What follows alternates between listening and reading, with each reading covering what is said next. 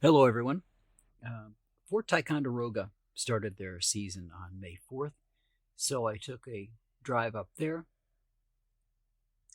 and got some photographs of what was going on, the events, and it's a living history type of event, even when they don't have major events going on. What that means is they will do and show things done the way they would have been done in the times with the tools that would have been used at the time. And that includes making skids to haul cannon around, as well as making meals, making candles, doing laundry, all the things that would have needed to be done at the time. Now, remember, at that time, families may travel with the soldiers.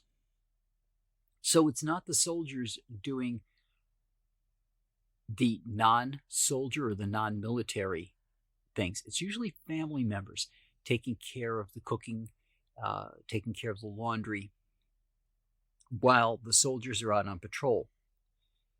And you think about a fort, and you may think of how many people were at the fort, and sometimes there weren't many people there to man the fort and keep things safe.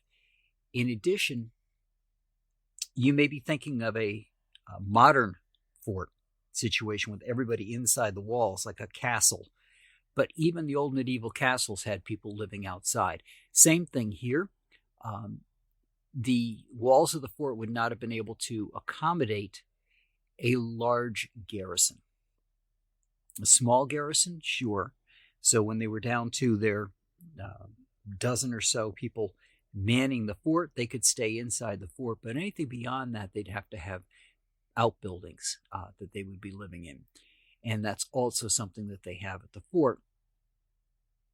I say all this because it's a great opportunity when you have a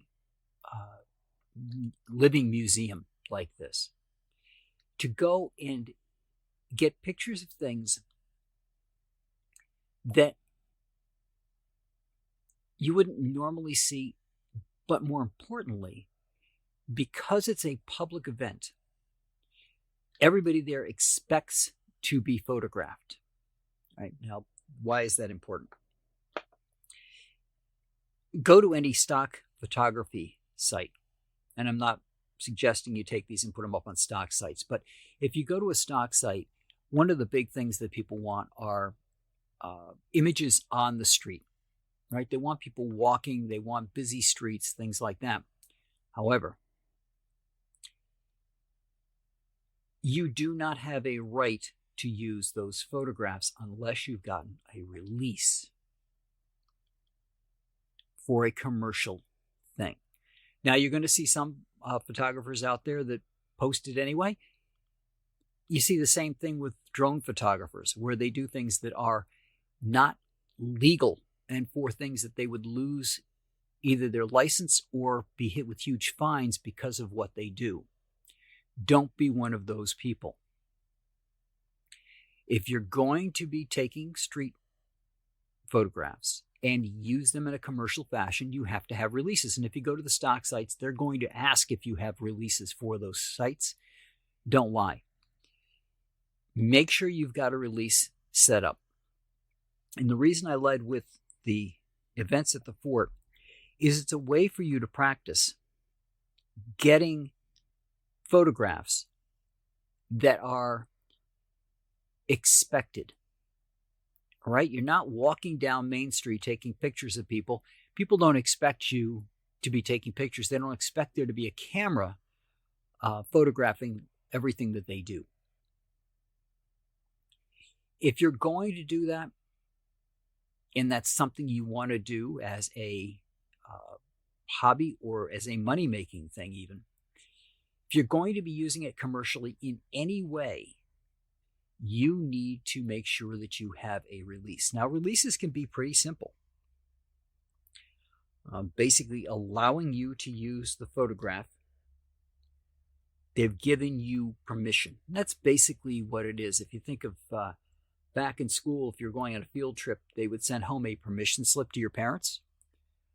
They're going to take their child X place for X amount of time.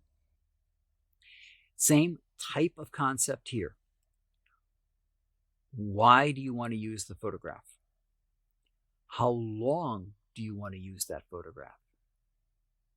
And I add another piece into my releases, and that is I will not use that photograph or any part of that image as it concerns the subject of the photograph anywhere else in generative AI. So I won't be extracting their face and using it someplace. I may like the background that's there, and I may want to use the background someplace else, but I will not be using their likeness anywhere else. I won't be making AI's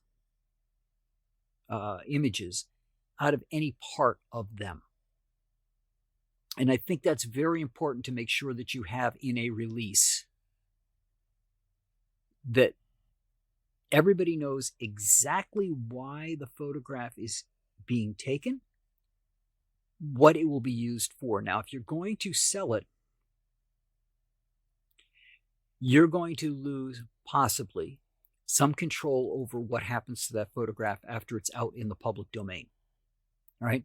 Because somebody may grab that photograph and use it anyway, just because it happens to be in an ad or someplace that they can grab that image.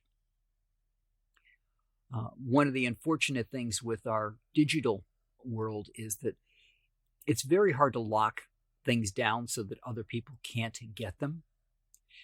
But you're only responsible for what you intend to use the photograph for. And if you're going to use it for stock photography, right, you're going to sell it to some stock site, you can put that down there as well.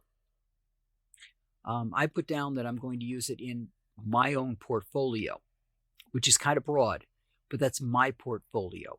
It's not, I'm going to sell it to other places. All right. And if you want to make sure that they know that you're not going to do that, be upfront, put it in there, but make your release simple. Don't use a lot of legal terms in there. You're going to be talking to people on the street. Just make it very simple, very plain English, and have a way to handle it then and there. All right. If that means you're carrying around a clipboard with a pen in it, and it has a storage place in it so you can keep all these different paper forms, do that. There are ways of doing it. There's some release programs that you can get and put on a tablet. So all you have to carry around with you is a tablet.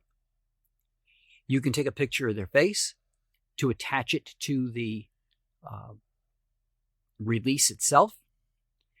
Make up your own release document, put it in there, pop their face in there, put their name in there, get their email address, have them sign it, and then either then and there, if your tablet has a cellular connection and you can send it out, or wait till you get home and put it on your Wi-Fi, send out those releases to the people. So it takes a copy, an image of what they did, and sends it to them, usually in a PDF format. That way, they have a copy of that release as well. And you're not sitting there saying, okay, well, I've got a clipboard, I've got a piece of paper here, please sign this piece of paper right now. Here's your copy. Sign this copy for me. Here's my copy. It saves you a lot of hassle if you can do it electronically. Assuming you're getting it done then and there, and you should. If you're taking pictures of people on the street, make sure you've got them, but bear in mind that you need to get everybody. If you don't, you're going to have to modify your photograph to take people out.